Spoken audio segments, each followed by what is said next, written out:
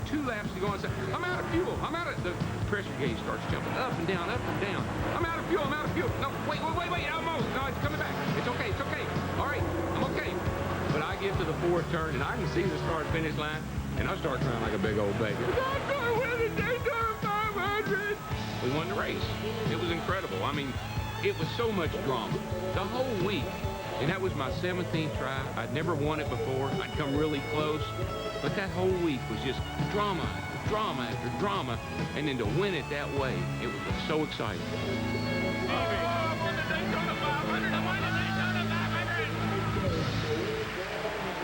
Now we're back on Fox. Every time you see that, I never get tired of watching that. I never get tired. That's what you live for. That's what every driver here lives for. To drive into the victory circle here at the Daytona Speedway, it's one of the most emotional wins you'll ever have. You beat everybody when they're at their best. And it's such relief. It's such relief to win a race so big. I think Jeff he can allude to that. Plus, it only paid $175,000 then, and now it's over 1 million, right. 1.3 million. Basically, chump change today by the standards. But it's a memory that's worth a lot. Oh, it is priceless. You know, back in 1989, when Darrell won the Super Bowl of racing, Joe Gibbs was winning Super Bowls as well. Gibbs Redskins won 3 championships under his watch. Following the '92 season, he decided on a new challenge, and that led him to NASCAR. His new chore, to create a team that would be the best at his new sport. Last year, that chore was completed as his racing team won the Winston Cup championship. Now, a new task. Can Joe Gibbs' racing team win back-to-back Winston Cup championships? We sent Jeff Hammond to North Carolina to find out. I think that championship was a true testimony to the 20 car, the 18 car working together, to everybody in this building working together. It took 9 years for us to win 1 championship. That's 9 long, hard, butt-busting years. You've come into racing and brought a totally different philosophy to racing, which is a concept of team.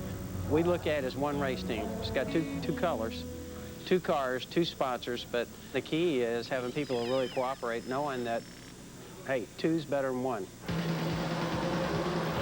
What made you decide you needed a teammate? Well, I mean, it was a few years ago when, you know, we were finishing, I think, 7th in points, and we were the first single-car team, and everybody in front of us was a multi-car team.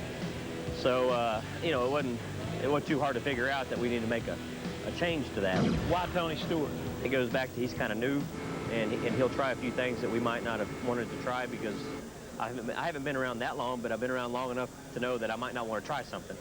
And they would go try it, and if it worked, then we might go try it. We have no secrets.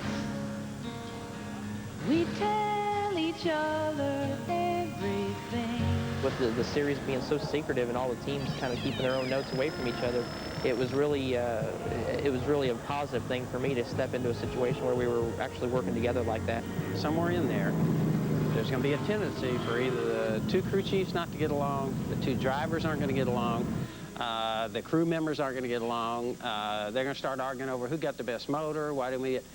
And I think the key there, again, is people. Joe's won Super Bowls and won a Winston Cup championship because of his leadership and because of the way he does things at the race shop. And, you know, not sharing that information would destroy the race team the way it's set up right now.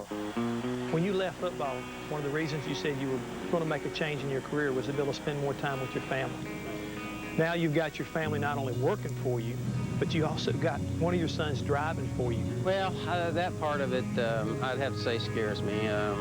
Last year we saw a huge wreck down there with Jeff and everything, and that kind of stuff scares me and Pat. I think there's one thing to see Bobby and Tony go around through there, and then you see your own sons drive race cars. I think it puts it back on a personal basis. Certainly you have a real, it brings it home.